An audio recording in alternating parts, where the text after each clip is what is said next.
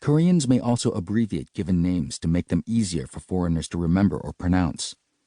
For example, some people occasionally refer to President Kim Dae-jung as DJ Kim, or simply DJ, when speaking to foreigners.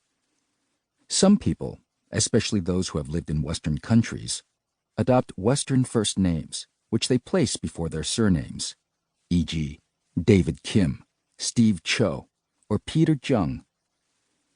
In this book, for the convenience of the listener, I consistently use the Western way to write Korean names, placing the given name first.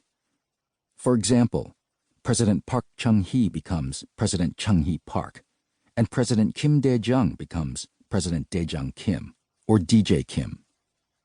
There are exceptions, however. In cases where I quote from archived memos and letters, the original reference, which may follow Korean convention, remains intact. South Korea's currency is the won, which is sometimes presented as KRW, Korean won. During the period of this book, 1997 to 2004, the won's exchange rate against the US dollar fluctuated widely. In December 1996, the average won-dollar exchange rate was 842, meaning it took 842 won to buy $1 US. By February 1998, the won's value had dropped 48%. By December 1998, the won had regained some of its value, reaching 1,213 won per dollar.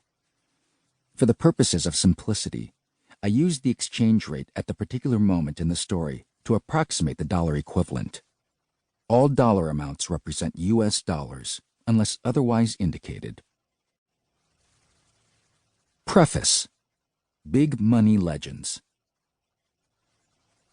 It was a brisk autumn day in 1900, and Andrew Carnegie, 66 years old, was enjoying winning a game of golf against 39-year-old Charles M. Schwab, the president of Carnegie Steel Company. Carnegie was, at that point, one of America's most prominent businessmen. Carnegie Steel, the company he had founded, had revolutionized industrial steel production and had become the largest steel company in the world. Unbeknownst to Carnegie, Schwab had been working on a plan with John Pierpont Morgan, America's most powerful financier. Schwab's mission was to talk Carnegie into selling his company to Morgan. It was widely known that winning a game of golf always eased the Scottish-born industrialist temperament, and so Schwab played to lose. After the game, Schwab raised the idea with Carnegie, who seemed receptive. The next day, Carnegie handed Schwab a piece of paper scrawled with numbers adding up to $480 million, a colossal amount in 1900, approximately $14.5 billion in US dollars today. It was the price Carnegie was willing to accept for the sale of Carnegie Steel. Schwab took the paper to Morgan. Morgan glanced at the figures and said, simply, "I accept it." On a handshake, Morgan acquired Carnegie Steel for $480 million.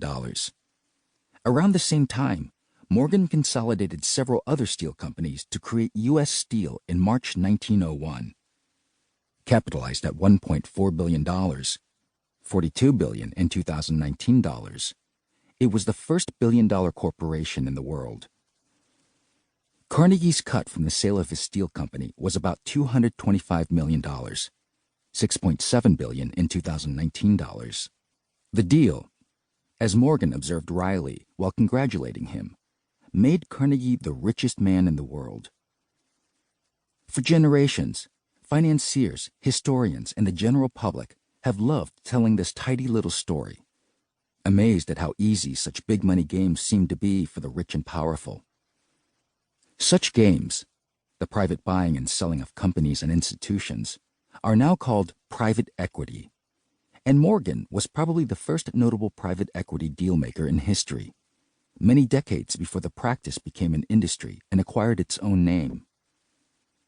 But the real story is unlikely to be so simple. Where, for example, did Morgan get the money to finance the deal? The largest source, providing $225 million out of the $480 million required, came in the form of an IOU, a 50-year bond bearing a 5% interest rate.